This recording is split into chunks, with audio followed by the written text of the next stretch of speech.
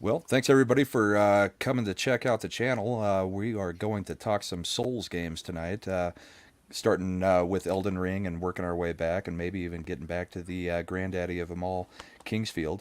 I've got two guests tonight joining us. We've got Imperitus and Marc the Cyborg. Imperitus, you want Hello. to introduce yourself?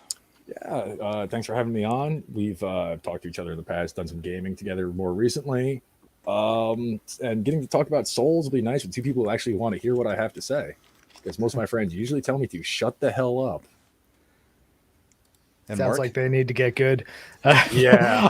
Yeah. I don't know. I'm Mark the Cyborg. I make videos sometimes, although I've been working on this big Metroid video for like 6 months, and I got totally derailed from the progress I was making on it when Elden Ring came out because it basically just it overwhelmed all of my free time. And then every time I would sit down to edit the Metroid video, I'm just like, man, my head's kind of still in Elden Ring right now. So I think what I have to do is finish all the things I need to do playing Elden Ring, finish my script, go replay Metroid Dread, and then maybe I'll be able to get back to editing the Metroid video. But it's Yeah. it's all recorded and finished. It's just needs to be put together, and it's going to be a lot of editing still. And Though. then with your luck, Elden Ring DLC will drop right at that time. Yeah, probably. Right. Yeah, hopefully you can get it done before that DLC hits. I think we'll probably have a little while before that DLC ever comes Yeah, out, though. I I think would, I so would too. imagine a year or so. I mean, Mostly there's because so much in Elden Ring. I sort of think of the Halig tree as the DLC area.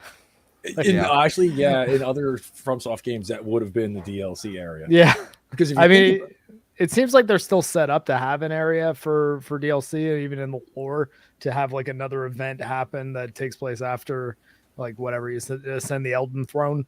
But Halig Tree, just in general, the way you find it, the intensity of like the Millennia boss fight, and it's just that there's all sorts of stuff that make it feel like a DLC area. because generally speaking, the DLC in all their games have been the hardest parts of the game. Yeah, Oh, yeah.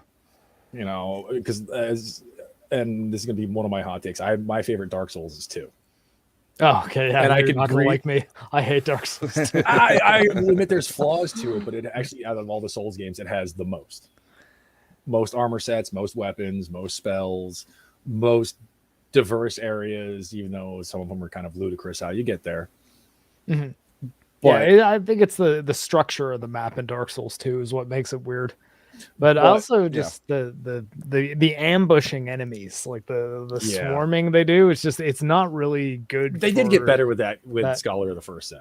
Yeah, Yeah, well, I the actually Scholar of the repositioned First Sin's enemies. all I've ever played, so I'm not. It used to be I guess I can't worse really speak to that. in Oh, really? the main version. Yeah, Yeah. I do not think I would have enjoyed that then. But also, I mean, like, granted, it's interesting the way the spirit ashes and things in Elden Ring have altered my perspective on Dark Souls 2 because I used to really not like the fact that life gems existed because it just made it so that you felt like if you wanted to have a more classic like Dark Souls or Demon Souls kind of or I guess Demon Souls didn't have Estus, but like the Dark Souls type experience where you just have your set 10 sips of Estus that you can use to heal and that's it, and the challenge is kind of balanced around that, around knowing what the maximum amount of mistakes the player should be able to make is, and then designing the challenge around it. Whereas I always found that life gems made it seem like they didn't really care how many big ambushes they had or how far away bonfires were or how convoluted and strange the boss runs were, because it's like if you need to heal you can use a life gem and you can carry hundreds of them, and I just didn't really like that design element. But now that I've spent as much time playing Elden Ring as I had in the last 3 playthroughs of Elden Ring that I've done, so or yeah, that's 4 actually, I guess, because I'm playing through on PlayStation, on Xbox, and I've played through 3 times on PC. And my last 2 on PC and both of the console playthroughs, I'm doing no spirit ashes at all, so like not summoning any helpers, yeah. and trying to keep my tactics as close to ethical as I can. So like trying to not use anything that's like ultra overpowered. But I found that that's made me think about the way they they structure the challenge balancing in these games where it's like, there are supposed to be things that just absolutely break the challenge of the game, and the difficulty scaling is at the player's behest to be like, okay, I'm going to self-impose a restriction on myself, such as no Spirit Ash summoning and stuff, right? So I don't know. Maybe I'll revisit how I think of life gems because of how Well, also too, though, if you think about it, even in Dark Souls ones, there were ways to get yourself really overpowered before you did anything. If you were a faith build, you can go run and get that faith scaling sword and a good shield, 100% shield right there before you went and did anything. You got yourself another. If you went down into the New Londo, you can get the what the hell is that thing called? The Firekeeper, Soul of the Firekeeper. Yeah, you can go get one of those. I was like, oh, wait, what's it called in that game? That was the thing that makes your flask skilled better. enough at dodging and running through stuff. You can go pick up this Y-hander immediately, and depending on your class, you might be able to dual wield it.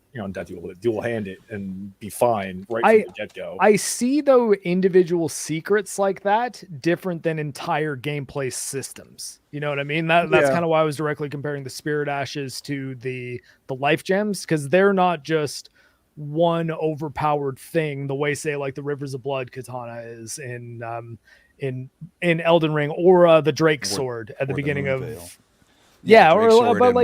there's always been ways that it's like, hey, if you have a friend who found this thing who then tells you, hey man, shoot the tail off that dragon and you'll get this really awesome sword that like you won't need to replace for 10 hours, 20 hours. Yeah. Then like I've always kind of found as I never would have criticized that stuff, because I was like, those little secrets and things I think are really interesting elements of the way From Software's games develop community interaction. Because it's sort of why I think you should never look something up in a Dark Souls game the first time you play it, but you should always allow yourself to talk to your friends, because if your friend can tell you about a cool thing they found, the way I see it is like that satisfies you're interacting with the community and being told about a cool thing that a player found, as opposed to saying, what's the best way to get OP super fast, you know? I mean, the only thing I really looked up in Elden Ring was, I'm not going to lie, was a map. I had an interactive map open just so I knew where dungeons were. They didn't have the map dungeon or say what was in there, but there's something here. Yeah, like you didn't want to miss things. Yeah, because I didn't. And the funny thing is, and I told Brahma this story, I have a buddy of mine who doesn't like FromSoft games. He tried Dark Souls 1 years ago and was like, nope, not for me, done. And yeah, that happens a lot. Yeah. And I was talking about this. He's like, oh, what game is this? I'm like, dude, I've been talking about it for like a year and a half now. I'm literally saying this is the only game I'm actually hyped for. And he's like, oh, okay, whatever. So it comes out, and he was in a group text with his buddies at work. And it went from talking about whatever to strictly Elden Ring. Yeah. And he's sitting there, he's like, oh, I don't know. He's like, I'm kind of thinking about it. And then I guilted him. And part of it was, and I actually referenced your wife in this. I was like, dude, you got female streamers like X-Ray Girl, Melanie Mac, Anna, that Star Wars girl, Krista Nova. Yeah. They're all streaming and playing this. He's like, are they really? I was like, yeah. If they can do it, you can too. Yeah. I was like, if they can hack it, what about you? He's like, an hour later, fuck you, I bought it. It's true. I also admitted the fact that you're co-oping with X-Ray Girl. Yeah, and the co-op is the co-op has always been kind of the secret easy mode of the From Software games.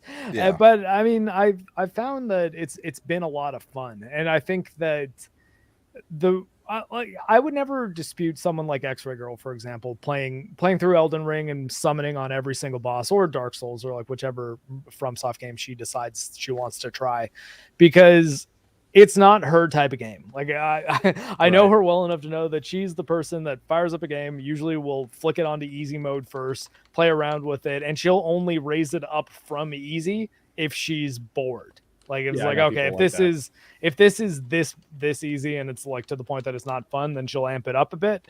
But she won't, for the most part, ever decide, okay, I'm going to throw this on hard mode and see how it goes and then scale things down. And that's usually what I do. So we kind of go in those different directions there. But the way I see it is that if she plays through Elden Ring, co-oping with me and Tugs, and if she ever plays with Anna, or I don't know, whoever, and has fun and enjoys it and plays through it, she might enjoy it enough to say, maybe I'm going to try playing through that again, but just on my own this time. Right. And I think that the Souls community, or like the FromSoft fan base, should probably think about the way the systems can be utilized to get new players in. Correct. And encourage them to do that. And then as opposed to saying, well, you didn't really beat it if you summoned, be like, it was cool with summoning, but next time try this and see how you like that. And I think that positive encouragement versus negative deterrence is the better way to cultivate a good fan base. I mean, up until Elden Ring, I suggested people get into Bloodborne. Yeah, a little more forgiving. The dodges definitely had a couple more iframes than normally you would have in Souls. Mm-hmm. The mechanic where if you turn around and hit something right after you get hit, I forgot what that was called. The rally. Thank you. And you began with an arm. Like, no, it wasn't recall. It was, but that helps. The fact that you can carry 20 healing items. Yeah. And can farm them as needed. Yeah, and you don't have to unlock the ability to hold 20. It's just default. And I actually found Bloodborne more difficult, but I had come from the beginning, Kingsfield all the way up through Dark Souls 2. And Bloodborne was the fastest combat. And it was the one where you're not supposed to use a shield. I mean, my first playthrough of all the games has been sword and board. So find, strength build, get a shield, get a sword, play it through that way first, and then I go, to the other types of builds. So I was never, doing a whole bunch of rolling. And Bloodborne, you don't get that luxury. You had to play different mechanics and learn to parry a little bit more. I think I clicked with Bloodborne because I was the opposite. I'm always like light armor, no shield, or like target shield that I can do parries with, and that's it. And actually, Elden Ring was the first time I ever used a shield extensively, like for actual blocking and stuff, because of the guard counter. Such a nice little the guard counter move. Yeah, like that move made me want to use the shield because I'm like, wow, blocking with my sword is still like causing me damage, so why don't I just carry a shield? Some of the weapons, they had a really just vicious guard counter. Yeah. Like just like the flails were snap fast. Mm-hmm. Well, what I've always found is, I guess Bloodborne was to teach you that you could play the other games a completely different style than what you're used to, because Bloodborne forced you to.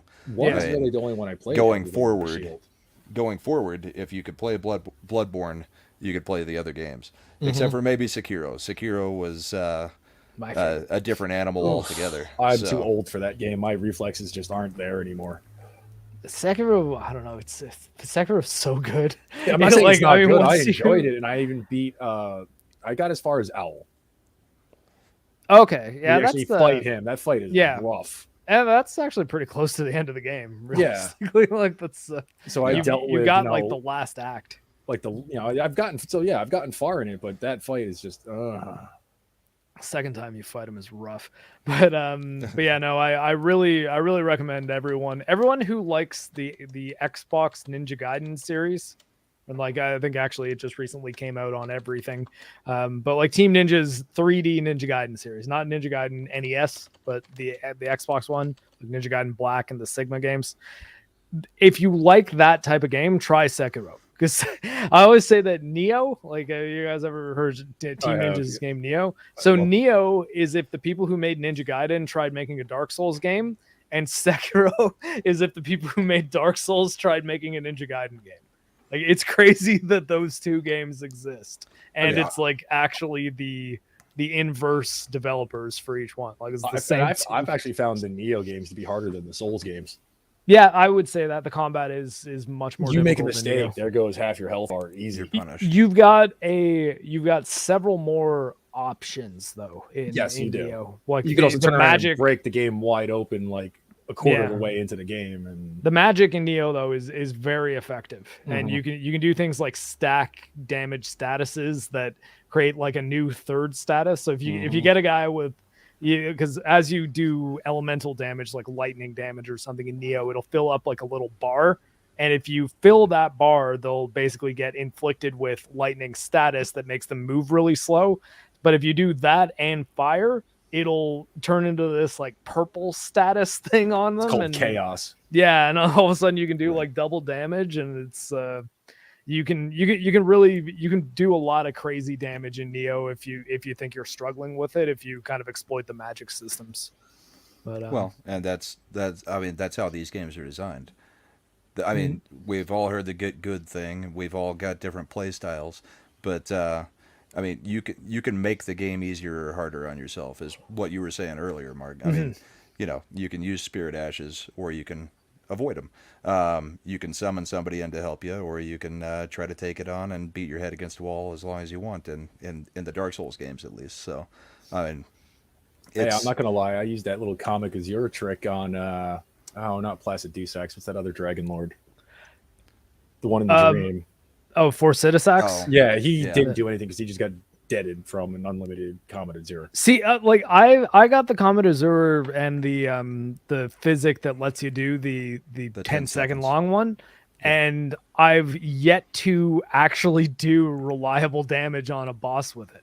It was all those things that as I kept on hearing about it and even seeing people use it, it just looked like it was a joke to use. But I've used it. I've tried to use it in like 3 or 4 boss fights, and what ends up happening is the boss moves out of the path, and you don't like move with it, even if you're locked onto him. You're just still firing in it's a whatever straight direction beam it was matter going. what. So I was like, oh man, I think this actually takes a little bit more skill to use. I've only successfully than the did it internet on was, Grail, the one that was on the. I think that was Grail. yeah, on well, the he bridge. doesn't move. And then Grey Earl's the one that's asleep, the like giant dragon. is that Grail? Yeah, Grey. Yeah. What's the one that's on the I bridge believe right so. outside of Garank's temple? Oh, I don't remember it having a name. Was it not just one of the Yeah. random No, dragons? it's a named one. Oh, I don't remember. I can't I remember don't what it's recall. called though. I You mean, gotta the trick that I think the only way it really works is to have a Soul Ashes out and have whatever tanking it and stand in a straight line with them, so that so that they're taking the damage and you're shooting straight through them into the boss. Otherwise, they're moving all over the place. It's almost impossible to use Comet Azure if you're solo. Yeah, no, I'm not gonna lie. The bosses aren't going to a stand summon in out place for usually you. when I did that. Oh, interesting. It's I mean, it's a spell, and if you don't have the physic, then It's that not thing all that drains good. you so fast. Yeah, it's ridiculous. you're gonna So, go through all your. I'm just mana. happy they did something nice with what they call incantations, but we're more familiar with them as miracles. Yeah. There's more than just a bunch of healing ones and a couple lightning spells. Well, because they basically just rolled pyromancy right into incantations as And all well. the dragon magic as well. Yeah, that's a big thing. A lot of them are tied to arcane stats, but having the dragon magic as an option for incantation. So basically, the way I did it is I kind of picked a different starting class on each platform. So on PC, my first playthrough was started as a bandit, but I kind of morphed him into like a shield greatsword guy, still with light armor, but like much more tanky than I've ever played before. On PlayStation, I made a confessor. I'm getting towards the end of that. The streams I've been doing lately has just been me working on Millennia. I want to kill Millennia every playthrough. That's actually been the funniest thing, because the first time I killed her, I was kind of thinking, well, that's the last time I'm ever entering this fight. And I can't bring myself to take on the final bosses of Elden Ring until she's dead. I just won't allow myself. And I didn't even think that I would think that any time. There's just something strange about the way this game motivates you to be like, as much as Millennia pushed my face into the dirt, that little gank fight right before her, if you're following it's another name. Millicent? Yeah. That the end of her quest chain there, where you get the 4 sisters that come. I actually never finished her quest, but I did fight the Have the fun. tree serpent. After that, you go back and talk to her again at the church in the Halleck tree, and then go back to that area. There's 2 summon signs: one to fight her or fight for her. Okay. And if you fight for her, there's 4 NPCs that come at you, and they are brutal. And it's still a I might lake have of to try rock. this. It's rough. Like my buddy who did it, he's like, holy shit, I just beat it. I was like, really? He's like, did you not get him off the edge? I was like, no, god damn it, you lucky son of a. I keep forgetting to go back and do the 3 summons outside of the giant jar guy. They're hard. Yeah, I found them the few times I did mess around against them. I found them extremely difficult. The And only a lot other of people, I think, are NPC cheesing summon in them. Elden Ring that I thought was hard was the last one for Volcano Manor with the whips. Vike is not easy, Yeah. but it depends on when you fight him. Like, and almost every time I would fight him early on subsequent playthroughs, at least, because if you do his quest, you can unlock the shortcut to Moog's domain, and then that's how you can get to the area where you can level yourself really quick. And I even like that area exists because I didn't use it on my first playthrough. But as you start thinking, okay, like let's start firing up different runs of these things, you sort of don't want to dick around like grinding or trying to like struggle in the early game where you know there's not going to be very many interesting things for you to do. So just leveling up to like around the 90s and knowing that you can essentially just play through the game until you're fighting Millennia before things are going to get like crazy difficult. And it lets you fiddle around with respecs a lot too. And I found that to be a very engaging part of this game. That is, it's not just playing through the game once, it's changing your build can radically change the experience in the sense that not even just how it feels to do things like fight a boss using incantations instead of melee, but thinking about how you are applying your strategies based on who you're fighting at the time and your build and the way you've structured your specific build. So you've got all these different scenarios where it's like, here's the tools I have in this toolbox. I know this person's attacks. What's the best way for me to actually kill it? And I found that to be a very interesting aspect of Elden Ring's game design. Yeah, I think that's going to be the way that the replayability kind of survives in this game because you have the awe the first time you play it. Then the second time it's like I don't need to go there, don't need to go there, don't need to go there. You know, there's so much that depending on what your build is, you don't need to do at all. And it's that I think that's the one complaint I had about the game is I don't know what the replayability is going to end up being just because I mean, you've got the first time you see it, everything's amazing, you know, you're discovering all these things, but then you've just got the whole thing memorized after, you know, running around that place so much. So it may be one of those things where when you revisit it a few years later, if you actually take, you know, a long time off, that it'll be like, oh, I forgot all about that. But The just thing going back to back to back is a little bit more difficult to keep yourself, you know, concentrated on stuff. True, but I think it's kind of an interesting way to do it because it lets you do things like, for example, Comet Azure.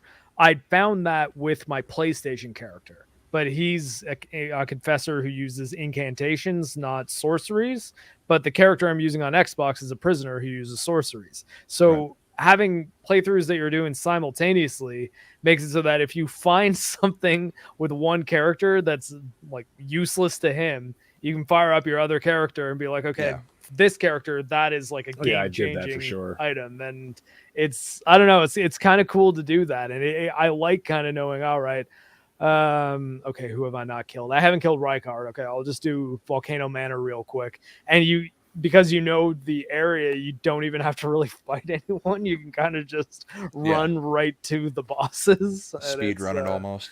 Yeah, like you're not speed running. You're just kind of thinking you're just avoiding. Yeah, I'm doing the most efficient playthrough for this character as I can, and it's been great. It's why I'm in like kicking around 400 hours like across the platforms. Do you have a set path that you've been taking with no, each not really. character, or not so at you're all? Not going like to the streaming or the no, I like first I'm not. And then up. No, I think actually I've been skipping the peninsula almost entirely for the last few things. I'll just pop over there when I need the sacred tears and stuff for my flasks. Right. And because like I mean the castle at the bottom there, it's like, well, I could fight a random misbegotten warrior and get like the Game of Thrones sword, but do I need to? Nah, not really. So usually what I'll do is try to get it so that I can basically make it so that I can comfortably level the character and get the build to sort of where I want it to be, and then focus on tracking down things that'll tailor the build for what I'm trying to do with it. So for the incantations, I was originally starting with fire, and then I've sort of gradually moved over to favoring black flame, with the lightning spear as kind of my alternate attack, because it's just way faster than the black flame. Yeah. Also hits a little harder too. Yeah. The black Yes. flame though has the damage over time. That's nice. Yeah. Unfortunately, the weapon buff only lasts for like 3.5 seconds. Mm-hmm. I don't know if they ever fixed that or not. But as soon as I saw that, I was like, wait, what? Really? All the other weapon enchants will last a while. Black flame lasts for like 4 seconds. Like, what the hell's going on here? Mm-hmm. If you get the ring, like the ritual, Mhm. then and you have a relatively slow moving enemy or an enemy that's aggressive and will attack you, it's really easy to like bait them through it and get like a lot of sort of stacking damage over time going. And it's yeah, it's sort of why It'd be nice if that theory actually worked on Mr. Hands. Mr. Hands. You know, actually, the funny thing about Mr. Hands is you can do like the Erd Tree Blessing or something and poison it, or do a You healing cast spell heal and yeah. it does damage and it staggers them, but you also have to get lucky because you can't do it with the quick heal. It's got to be the one that actually has a little bit of a cast time. Yeah. So if it decides it wants to be hyper aggressive like a Bloodborne boss, you may not get the damn thing off at all. I hate Mr. Hands. Like Probably using the a phoenix down on a zombie or an undead Yeah, character in yeah. Final Fantasy. Same deal. I gotta say the Royal Revenants, or as I like to call him because I stole that name from that EFAB, Mr. Hands is probably my most disliked enemy in the game. I'd say. Yeah, so. I think that's fair. The Shadowy lobster gargoyle. things. I can't stand the Oh, lobster. yeah, the lobster. Or the crawdads, whatever they're Yeah. supposed to be. Oh, yeah. I mean, the sniper crabs are one crawdads. thing, but those things, I mean, that water jet they spit tracks you for what seems like, miles. Yeah, Same it's with like the giant 300 shout. meters, no problem. Yeah, it's insane. So, would you guys say that Elden Ring has replaced any of the other games as your favorite? Or, Mark, you were saying you It's really tough. like Sekiro. Yeah, like I'd say Sekiro is probably still my personal favorite. And Dark Souls 1 probably still has the best game design, or at least the tightest game design. But Elden Ring is sort of the best From Software game because because of how much flexibility it has and how expansive it is. It's hard to. It's almost like Dark Souls is more bang for the buck in a small area, but Elden Ring has so many things going on that it's hard for. I guess I'll pull this line right out of the script that I've been writing. It's almost like the whole of Dark Souls it has a tough time competing with the sum of all the parts that make up Elden Ring, because it's just like ultimately I think also the combat mechanics are a big boost in Elden Ring's favor, where the only thing like it's even got a little bit on Dark Souls 3, and Dark Souls 3 was It's amazing what a jump button can do. The jump button, because they use the jump button smart as far as like the way it affects combat, having it be that you do more stagger damage with jump attacks gives you a reason to try using a jump attack as opposed to a standing attack, because the jump attack will always be stronger than a charge, or sorry, not stronger, it will be faster than a charged heavy attack. Even though the charged heavy attack does the most stagger damage, you're kind of incentivized to mix things up. So Yeah. it's got the best combat mechanics. It has enough good design that it's hard for the areas of Dark Souls that are nearly perfect to compete with it at like the bird's eye view level. Like it's like, well, ultimately, if you'd rather replay one of them right now, which one would it be? I think I'd almost always pick Elden Ring over Dark Souls, even though Dark Souls has so much about it that's like really, really special, particularly the way the first half of that game is structured. Like everything up until Anor Londo, it's just the way that map is designed is incredible. Yeah. And it's clear that they've always been trying to have areas be as well designed. And I guess you could argue that like Yharnam and Bloodborne kind of comes the closest, which is probably one of the reasons why so many people argue that Bloodborne is the best one. And I wouldn't even necessarily counter that directly. But Bloodborne is the only one that's trapped on PS4 at 30 frames a second and hardly hits 30 frames a second. Well, with the PS5, it actually stays locked at 30. I mean the pacing's still off. I have tried it on PS5, so it's like it's locked at 30, but you're also going to notice a bunch of stuttering because it's like it's 30 frames a second, but some frames are really close together and some frames are really far apart, so it still looks a bit weird. Which I don't understand Sony not doing whatever the hell they have to do to supposedly I heard rebuild they lost Bloodborne. part of the code or something like that. Yeah, well, but I mean that like they still have that guy Lance McDonald who like rebuild. He basically used the PS4 dev kit to mod Bloodborne to run in 720p at 60 FPS, and it looks amazing. Like, and so it's like it can be done. And even he said that like he has the patch that you can, if you have a jailbroken PS4, you actually can get it now. Right. But he was like, I was holding it off and I didn't want to release it because I was hoping that Sony would just patch it for PS5. But he's like, but now that it's clear they're not going to do that, so here you go, download it if you want. But I don't have a jailbroken PS4, so I've never tried it. But or if Sony was smart, they could just give it the Blue Point. Yeah, like I mean, and I think that would honestly have been the thing to do over Demon Souls. Like I know a lot of people wanted to see Demon Souls come back, and I was one of them. It's probably one of the reasons I bought a PS5. It was the reason I bought a PS5. Think if they were like, hey, here's Bloodborne, but it looks insane, and had that even just in the tank to announce the month after Bloodborne came out, that would have been a really smart move, man. Because like, I mean, Bloodborne. Sorry, go ahead. I was gonna say, how many units of consoles did Bloodborne move for Sony? Probably quite a few. Although I think that Bloodborne, a lot of people will oversell its success because of how much they love the game. I don't think Bloodborne was necessarily a gigantic seller the way like Elden Ring is. No, it's just everyone loved Bloodborne because of how awesome its like world and art direction and lore that's one of the things I love about is the art aesthetic, the Lovecraftian story themes. Yeah, and it's how a lot of Cthulhu. It's like, no, Lovecraft isn't all about Cthulhu. Like the whole dream aspect of things and the nightmares and the dream world. That's all straight out of Lovecraft as well. Insight being something that happens as like it increases your propensity towards madness and lets you see the cosmic horrors. The first time I going through the game and I got enough insight to see the amygdalas. Yeah. Just throughout Yharnam, I'm like, what the hell are those things? I'm gonna have to fight those at some point, aren't I? I was pretty blown away. I was like, wait, hold on. This vampire and werewolves game got a little crazy. Like what's with those squid things? Went a little bit freakier. I think that was also a great job on their part because the game literally does start off you thinking it's gonna be like a steampunk gothic horror. Because it's werewolves you see pretty early on. The cleric beast is very lycanthrope-esque. And then you get to Rom and you're like, what the fuck is this potato looking thing? The way I always put it is the first half of Bloodborne is a Bram Stoker novel, and the second half of Bloodborne is a Lovecraft novel. Right. They just switched writers halfway through.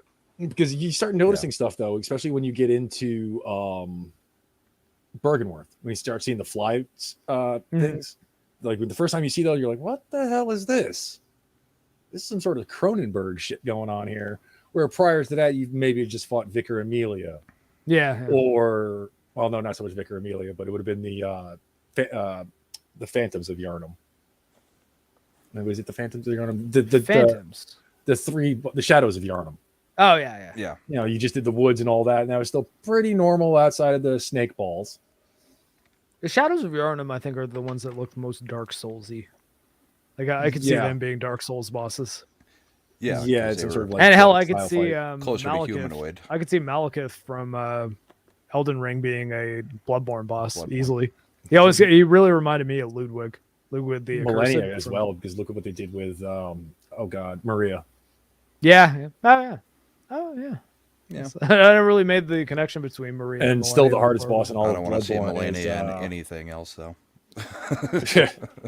Is what the hell's the name of that? Is Orphan of Cause? Thank you. That boss is still the hardest fight in that game. I had a harder time with Ludwig than Orphan of Cause. I only say that because Orphan of Cause is the one everyone brings up, and I think I kind of lucked out because I think I beat him on like my third or fourth try. It's hard, but it's still a good fight. You don't feel like you're just getting clubbed It is a really relentlessly. good fight. That was one of the, you have those bosses in From Software games where you just happen to click with that one and Yes. you Yeah. just kind of understood where you needed to be faster than a lot of the other bosses you fight. As crazy as it sounds, Orphan of Cause was mine that was like that for Old Hunters. Like, I had a really hard time with Ludwig. I loved the fight. I did okay against Maria, but she was still pretty tough, and the other one's almost kind of useless. Where you just have to it's like a sunflower patch or something, and there's all those little things. That's like almost not even a Ludwig's fight. the horse head. Yeah. Ludwig's Okay, the I'm horse head thinking who of- has the Moonlight Greatsword. Who's the lava cleric beast then? Lava Cleric Beast? Yeah, it's in the church right at the beginning, which you have to get something from the research hall and go back and put it on the altar. In Old Hunters or Bloodborne's main campaign? In Old Hunters. Maybe I might not have fought that. I don't remember. Yeah, fighting it looks like fire a cleric mostly. beast. It's been a long time. That's got that's on fire. I'm gonna check out my channel's Bloodborne playlist. Trying to remember what the guy's uploaded all character's my name boss is. fights. Who did If they I say- have a video of me fighting it, I've certainly. What's the fought theory it. that the cleric beast turned into from? It was a character that turned into the cleric beast. It wasn't Ludwig. It was the other guy from the church that was really big. Father Gascon? No, not Gascon. No. No, it wasn't. It's another. It's because there's Ludwig and there's someone else, and then there's the guy from Bergenworth. There was three big names. Oh, what the hell is that guy's name? Because he's still like considered like the Grand High Knight or whatever of the church, because he's the one that they say, oh, so and so went out tonight on the hunt and has yet to come back. It's been Lawrence, so long the first since I've vicar? played through it. Yeah, Lawrence. The vicar. Yeah. Okay. Yeah, the theory is that the cleric beast is Lawrence. Is that the? Oh, okay. Yeah, I do have it. So yeah, but again, it's one of those boss fights. It's if you don't know to go back there, you'd never see it. And I'll have to FromSoft is check that out. pretty unique about that in some ways. Where sometimes if you don't go back to certain places, you're not going to advance any storylines. You're not going to maybe come across another boss. Yeah, Because, it's like, for almost example, like a if you played Dark Metroidvania Souls in 3, that way. yeah, if you played Dark Souls 3 before the first DLC, unless you knew to go back to the cathedral, you wouldn't know that's where you started. Oh, the I don't Ashes of have a Ariandel. wrench. I posted a link in the chat of me fighting that thing, but I don't have a wrench, so I can't post the link. No, let me. Did you put something in the chat? I can wrench you up real quick. Yeah, I just put hi. I'm trying to find you. So yeah, that was one of the questions I was going to ask. Who do you think is the fairest boss in all of the games, and who is your All the favorite boss to games? fight? Artorias, probably, as far as like a difficult boss that is tough but fair. Yeah, because you can negate him pretty good using his own great shield against him for one. Oh, I know. Artorias doesn't have a shield. He's just got the sword. Right, and but he, you can turn a great shield into Artorias' great shield with Sif's soul. Oh, really? Oh, Yes. yeah. I guess so. Yeah. It has a huge stat requirement to be able to lift the damn thing. Yeah. But the first time I beat him, that's what I was using, and it was just, God. Anytime after that, you're right. It's tough, but it's fair. I'll give it that, and it's a lot more fair than certain other bosses that, like, say, Pontiff. Yeah. Pontiff can be a Pontiff's still real there. ball breaker sometimes if he wants to be. Yeah, Yeah, I just find Artorias' the hitbox on his sword feels very tight. So when you dodge, you really feel like you can cut it close to where he's actually striking. And his strikes they hit hard and he moves fast, but you can always sort of figure out where you need to be. Like he feels like he's designed in a way which feels right to play against. I don't know, I guess that's probably like not a very solid recommendation, but just tightly every constructed time fight where things seem to go the way that you expect them to go. There's nothing Yeah. cheesy about it. Like exactly. you So can when roll you get and the blade may pass over you, but the hitbox is actually correct. yeah, And his and you punishes, you fucked up to get that punish, not just trying to heal, like, say, with one of the godskins. yeah, exactly. Right. Yeah, it is the kind of thing that when you get hit, you feel like you earned that hit. That it was like it's not the Sure. game cheating. It's like, oh no, I messed up and that's why I took damage. See, I think my favorite fight was Nameless King. That's a I good solid fight, but I there's a enjoyed little that bit of fight. bullshit in there. Yeah, a little bit, but I still thought it was one of the best tests of skills from, the Yeah, games up to that point. And it blew the hell out of most of the final bosses in any of the games at the time. So, yeah. I mean, and it Gwen, if was you a can step parry, up. is pretty easy.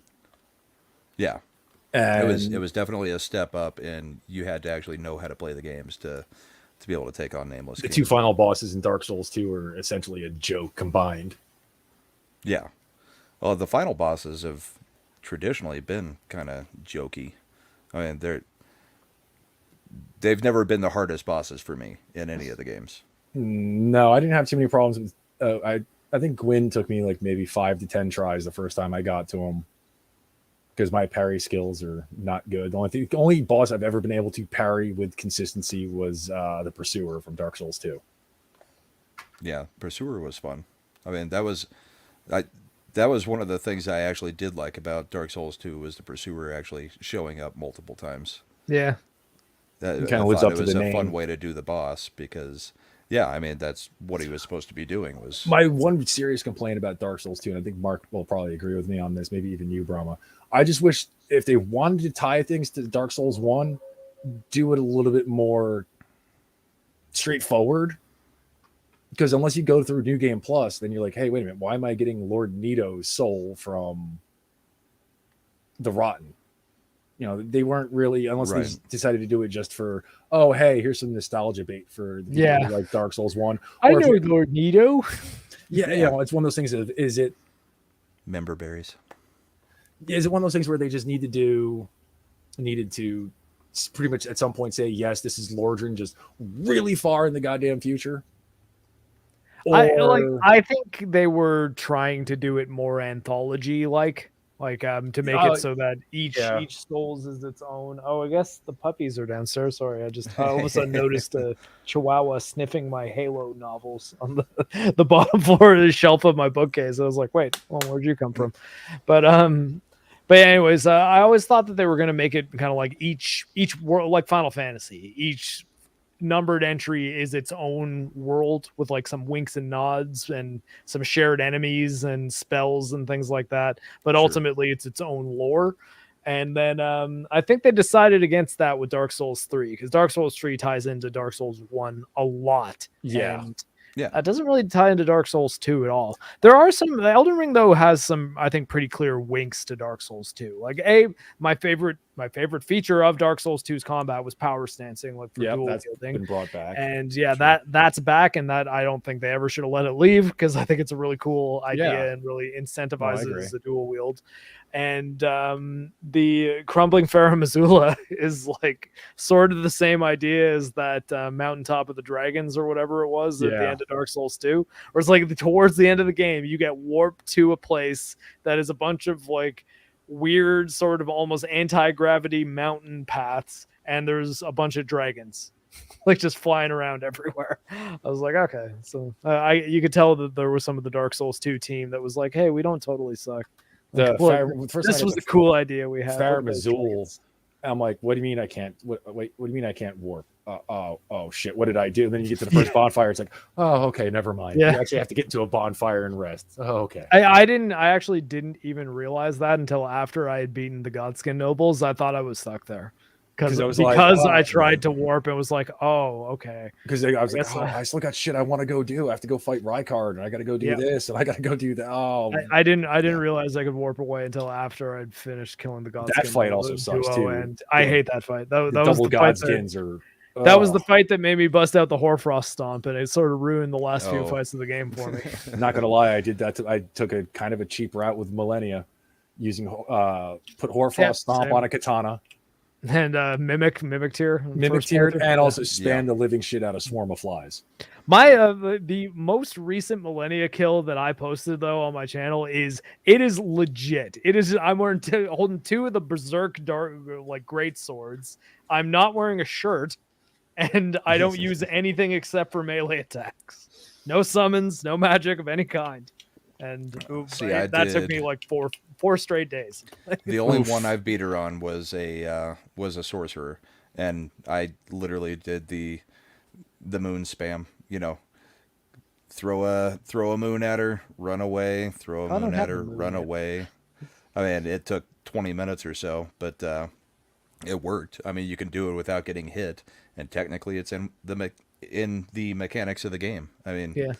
so, but I mean, she still would do the super every now and then. You just, you can I've dodge the I've first three gotten- because of distance, and then the last one was almost guaranteed to hit you. I mean, I've- it is dodgeable, but No. The second two flurries are completely dodgeable. You just dodge to the right, like roll to the right.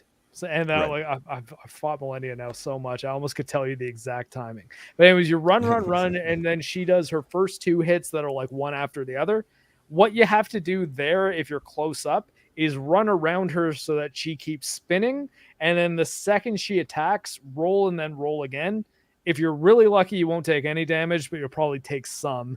And then you just like wait, like 1, 2, roll to the right, 1, 2, roll to the right, and that'll dodge the next two. Trust me. you've been So- doing this way too much, and I've watched you Yes. do it. I watched you sitting on the floor, I think, yesterday in front of the Yeah, couch, well, I mean, talking that's and just fighting Millennia over and over and over. That's because of Rocky, the little Chihuahua puppy. He can't jump up and down off the couch yet, and normally I Right. do those streams just sitting on the couch. But I've got this like folding memory foam mattress, and figured, can't really do that. I'll see if I can make like a floor bed stream instead of a couch stream, so that Rocky could like walk around. And yeah, I altered the position of my microphone and made it so that I could sit down there and do it, and it's kind of nice. I like Look it. comfy. Yeah. So Mila says, I haven't played DS2. Everyone says don't do it. I would say personally, it's not as bad as people say. It's still a Souls game. If you like the Souls games, go play it. I mean, it's another experience. If you What do played you all the think? other ones and liked it, you might find it interesting to play it and then form your own opinion on it, or understand why people don't like it.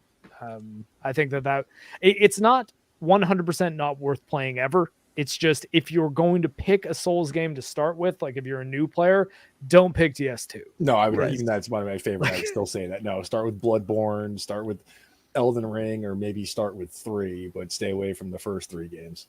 I don't know. I think I say starting with Dark started- Souls. I say Starting start with Dark Souls works. 1. Yeah. I definitely avoid Demon Souls as your first, because there's certain mechanics I am very glad they got rid of. Yeah, Demon Yeah. Souls. Although Demon Souls is the easiest one, so it's like, it's one that I could see people competently getting through. It's got the easiest bosses and The hardest paths to the boss. kind of. I almost wouldn't say most difficult. It's just they're really, really long.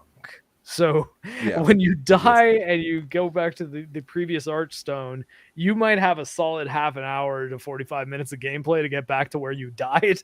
Yeah. As opposed to Dark Souls, where you're never really more than 3 minutes away from the last bonfire you were at. Like, Yeah. if you're just running back straight, like 3 minutes is even pushing it. Dying it- in the Tower of Latria, for example, is so much fun. Yeah. Oh, yeah. Especially if you get killed by the Phantom on the stairs leading to the boss. Like, oh, I gotta run all the way back here again. Honestly, I've got to say though, boss runs, especially with the steak of Marika stuff that's been happening in Yes. from either the you're steak of fine. Marika stuff in Elden Ring, I really kind of just hope they get rid of boss runs entirely, because every single time there was a boss fight where it was difficult, especially, and I would just be right there when I respawned. It was so much more pleasant. Like I was like, oh yeah, I don't know that I miss boss runs ever.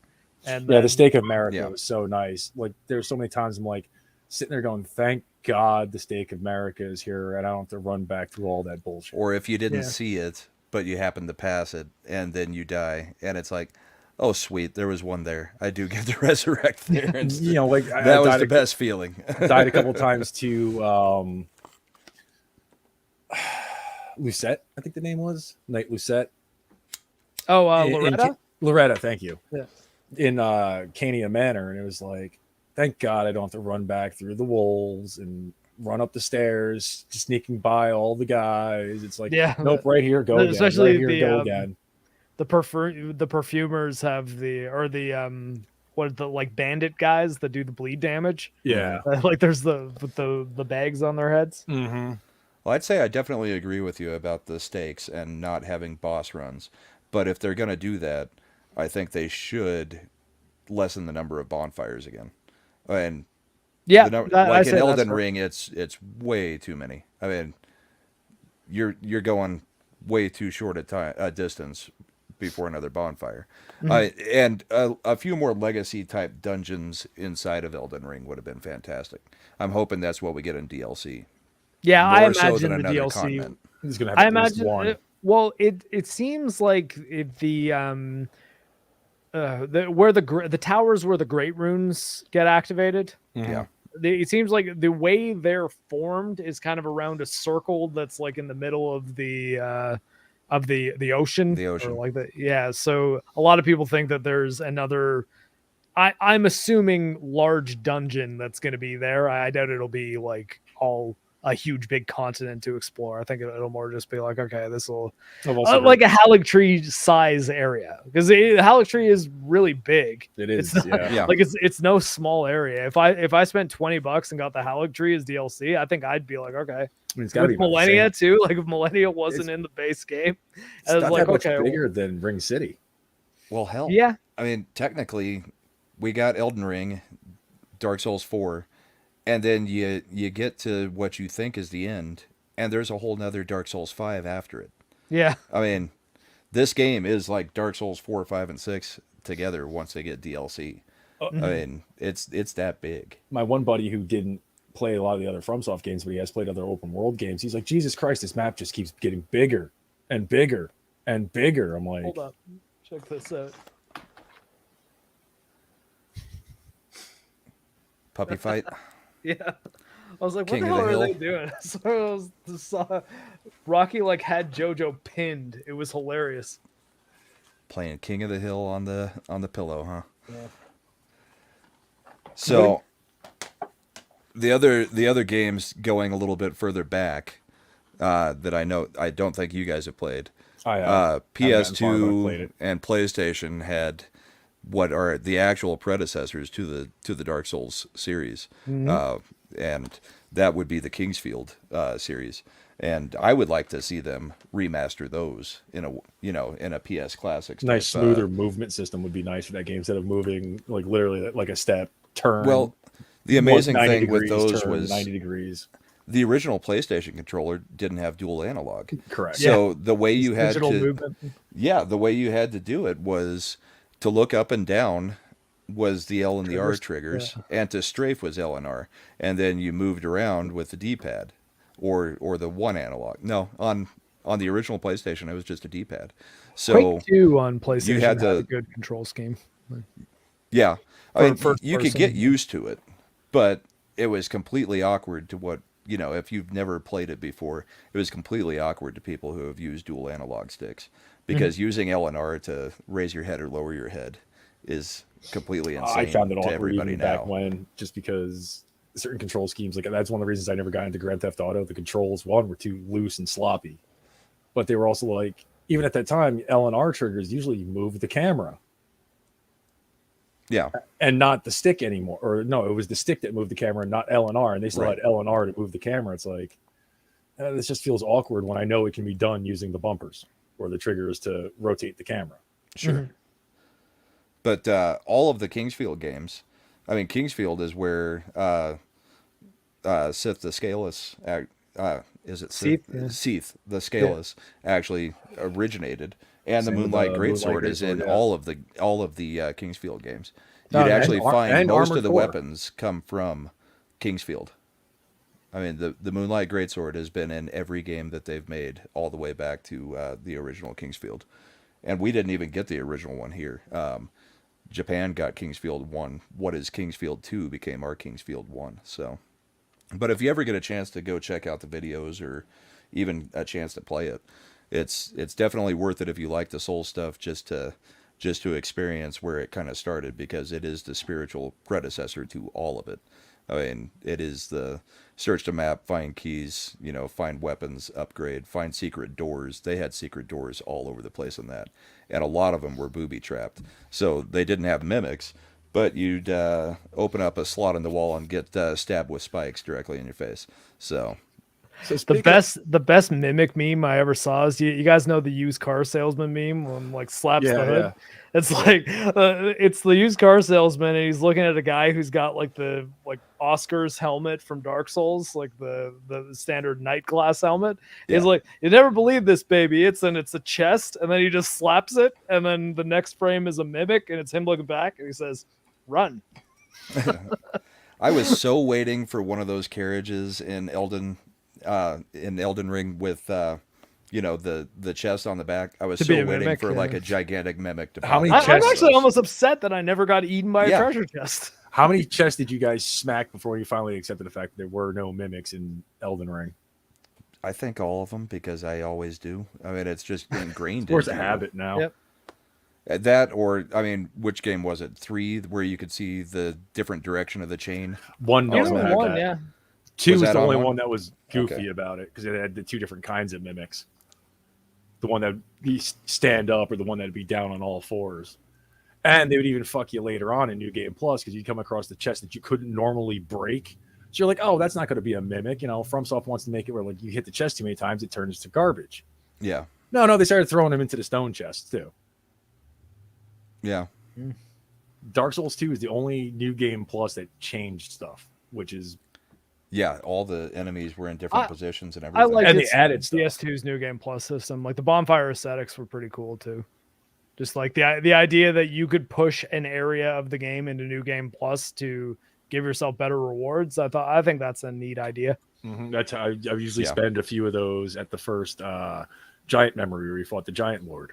Mhm. Just pop a few, go fight him, go back, pop a bonfire aesthetic, go back and fight him again.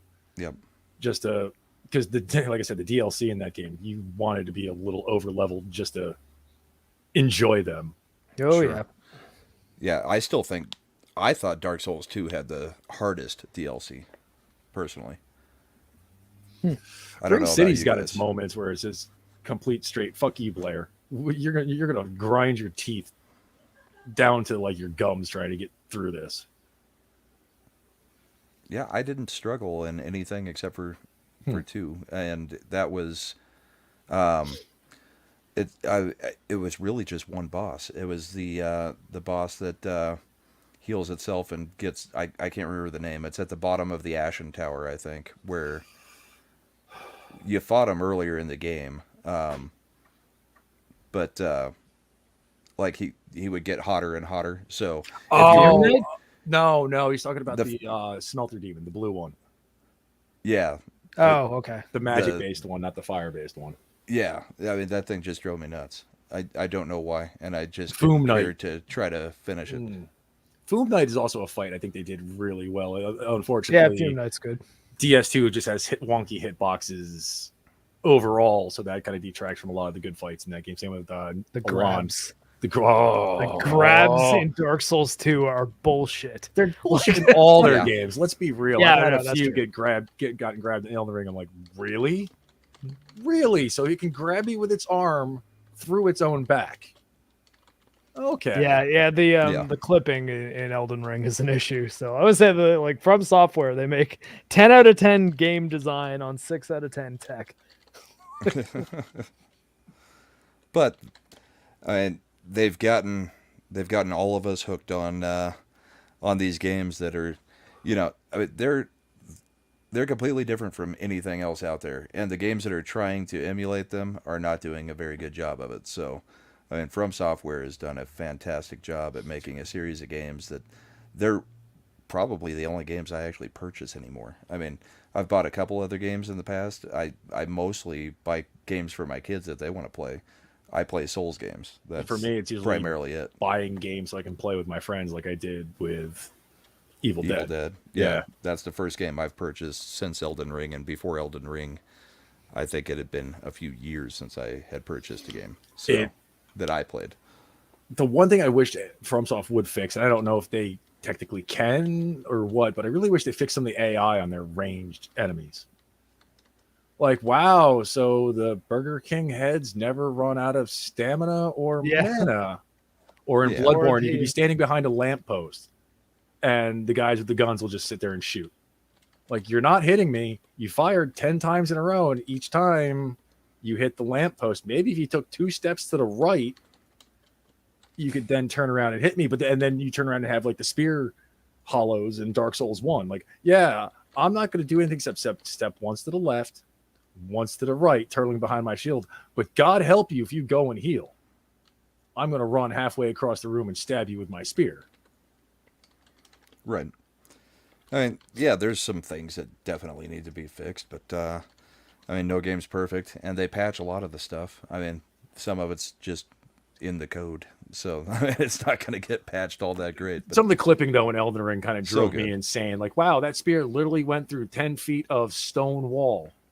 Yeah, it's Yeah, the walls particularly are the bad issue. in the Malekith fight. The Yeah. clipping could be horrible. Mhm. You've got to in his second phase, you got to just not think of the cover as something which is there.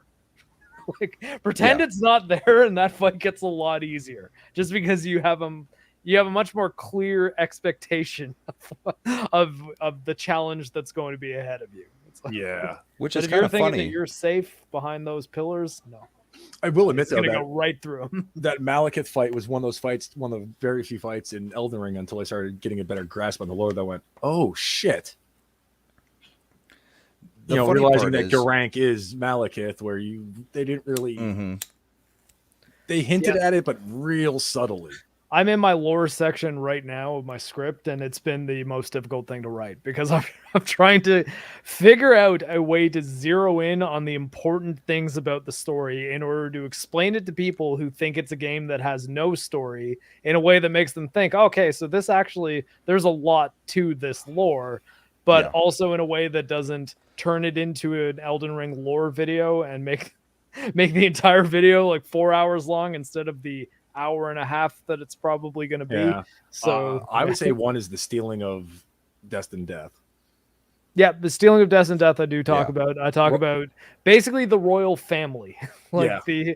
that you've got Radagon and Marika are the two the male and the female aspect of one god who separately had relationships in which they fathered or mothered demigods, Mhm. and then broke up with those people, got together with each other, and fathered and mothered 2 more demigods, I guess asexually.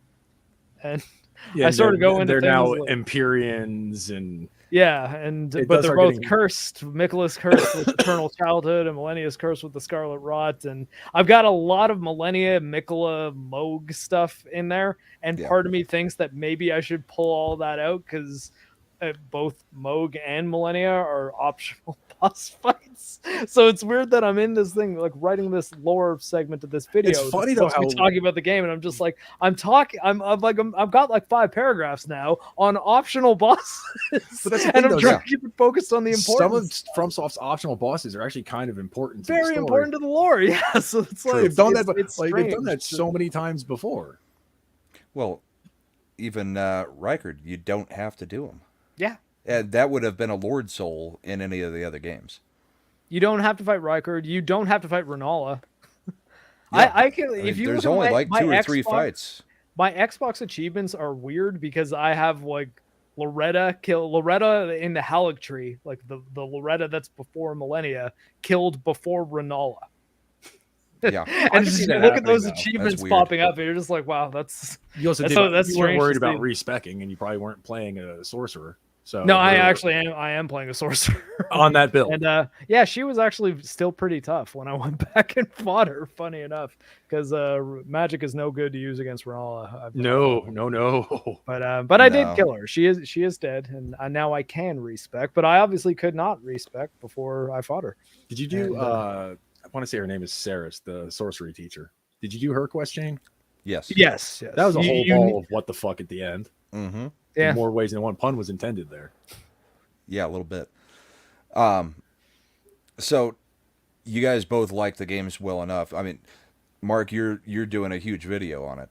Yeah. On So Elden you don't Ring. want to go full lore, but do you guys watch like Vodvidya or Oh yeah, whatever yeah. his Like name is? I actually say at the beginning of my lore section, look, the citations. I'm giving you my citations now because I do not want anyone thinking that I'm trying to pass off all of this lore interpretation as my own, reading Sure. the item descriptions and making flow charts and family trees and that's actually kind of what you have to do to decipher it all.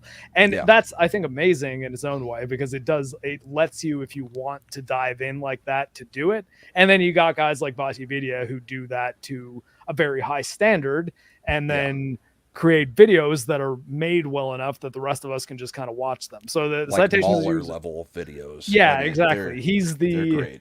He's the Mauler of like Souls lore. But so Vati Vidya's lore videos that he's released 2 of on the final game so far. And Fextra site is pretty good for giving you lore pieces in their like boss descriptions, and then also citing the items that the descriptions are from. Usually it's from the remembrance of that boss. So that's been pretty good for getting quotes. And then the fandom.com wikia is also very handy for like deciphering it. And like a lot of what I do too is I'll write something based on how I understand the lore, read what I wrote, and then cross-reference it with the other interpretations. See if you're coming up lore. with a completely different idea than everybody else. Yeah, exactly. It'd be like, does this make sense with what I'm reading here? Because even when it's the thing about doing research where you have experience with the primary source, but most of the actual material that you're studying is so convoluted and like esoteric, or that you kind of an have item that has a key clue. Exactly, yeah, because you don't even know if you have all the pieces of the puzzle, never mind what the final puzzle looks like. So but the thing is, when you're trying to form your version of a primary source filtered through a bunch of other secondary sources, you can get your wires crossed pretty easily. So it's why it's been the most challenging part of the script, like more so than anything having anything to do with the tech stuff or the game mechanics or the balancing. That stuff I can do the primary source work on my own, like just play the game and then interpret it and write it. But the lore stuff, I'm okay at it, but I'm not good enough for this type of game. Well, it's not the normal lore. There's not a story that's being played out, written in front of you with subtitles and everything. If you actually want to go find it, you can go find it in the game. But you have to actually read, you pick up a shield that just looks like random shield, and it's got an item description that gives you a clue to who had it, why they were on, in that area of the game. And why they don't have it anymore in some cases. Yeah. I mean, it's a game without a story that has a ridiculously huge story. It's a minimalist story that's told in a weird way, and I think that's what also turns a lot of people off to the franchise. It's like, where's the story? Like, it's there. Yeah, they want. You just got to find it. It's very akin to playing old NES games where you got the basic framework of the story from either reading the direction book or maybe there was a short little cutscene intro or something at the beginning of the game. And that was it. The rest of the story you found out either by beating the game or just working your way through the game. Are you going to try to get all the endings, Mark? I've already gotten all 3. My goal is to get all 3 endings on all 3 platforms. So I've got all the achievements on Steam, and I've got everything except for the endings on PlayStation, except for the endings, Millennia and Moog. Those are the only things I have to beat on PlayStation. Xbox, I'm only about 30 hours in, 20 hours in, somewhere in that ballpark. So still got a ways to go there, but I have made it to the Halleck tree.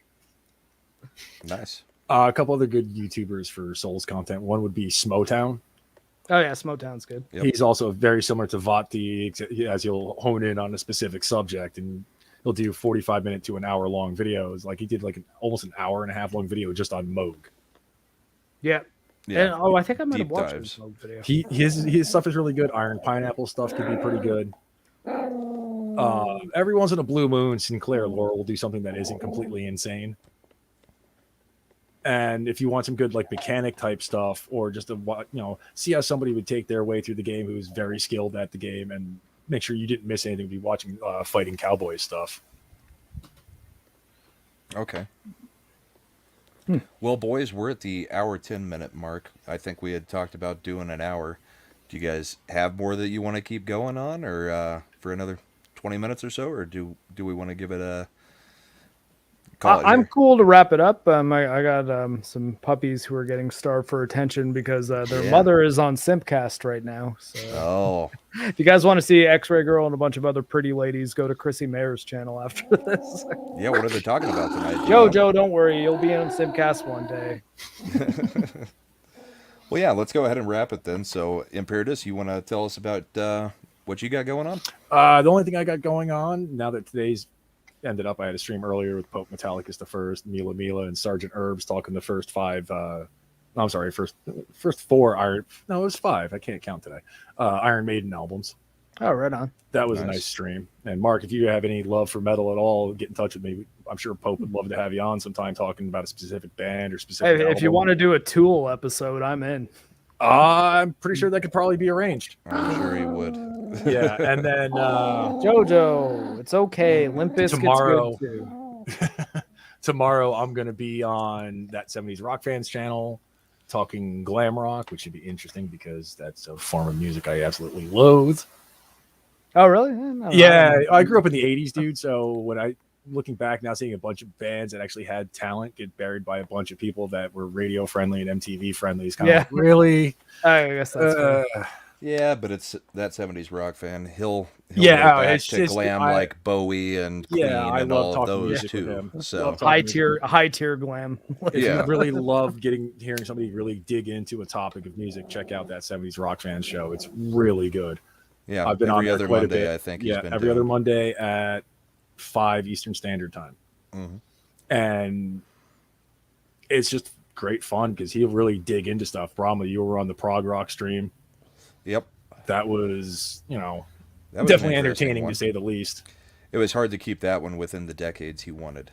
Yeah, I think he knew that going in, though, especially Yeah, dealing we'll with do me. We'll do a part 2. Oh, I'm sure.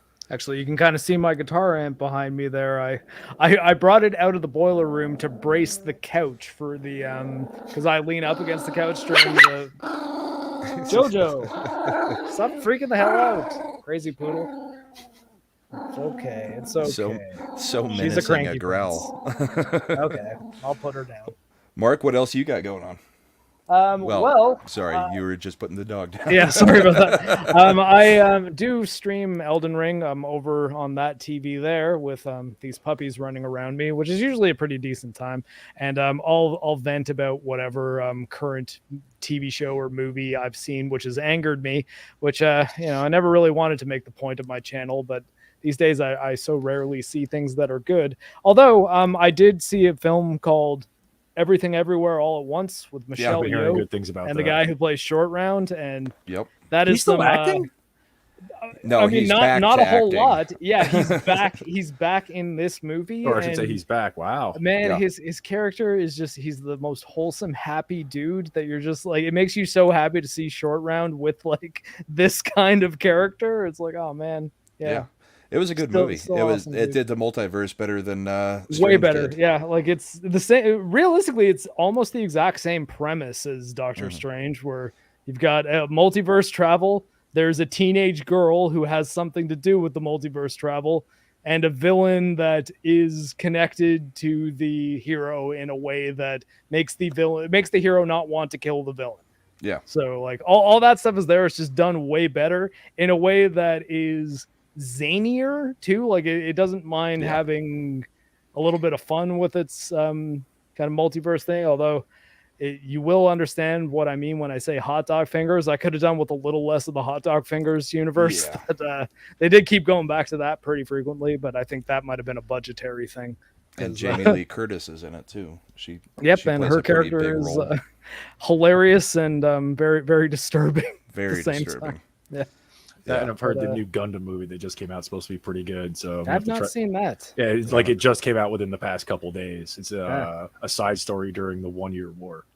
Oh, right on. And I love how as the timeline goes on and they keep referencing back that time period, they make the original Gundam more menacing looking. Like I saw a Yeah. screenshot of it, and the caption was, if you ran into this during the year 0079 and you were Xeon, you were dead. Like just a really just vicious looking bust of it. Well, I would definitely say go see or find a way to see Everything Everywhere All at Once Yeah, Instead just came of out on Jurassic- iTunes in Canada. instead of Jurassic World because it was trash.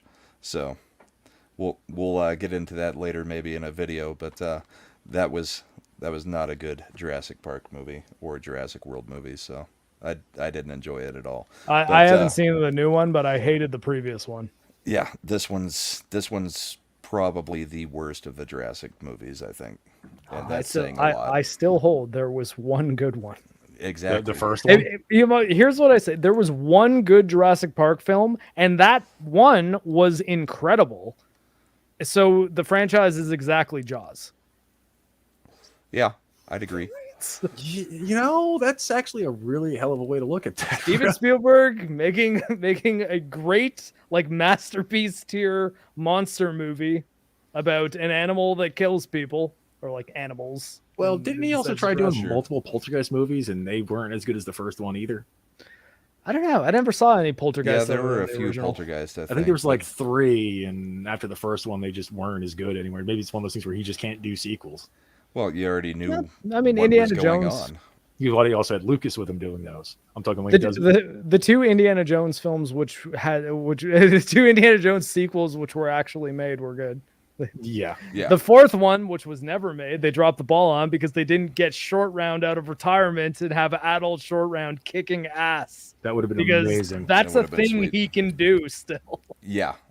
He didn't stop with the Maharaja. Yeah, Guy kept he training and was great he's- in this new movie. Yeah, So, just to see him fucking up a bunch of people was so satisfying for the little boy in me who grew up idolizing Short Round. I was like, yeah, he's back and he's That was kicking the fun. crap out of people. It's amazing. well, I guess everybody go check out X-Ray Girl on Simpcast if you got nowhere else to go, and there's a good chance me and Imperitus will be joining up with YetiCast and Mad Mardigan sometime in the next few hours to play some Evil Dead. So check that out on Yeah, YetiCast right on. if you If you want to see some undiluted undiluted pure chaos.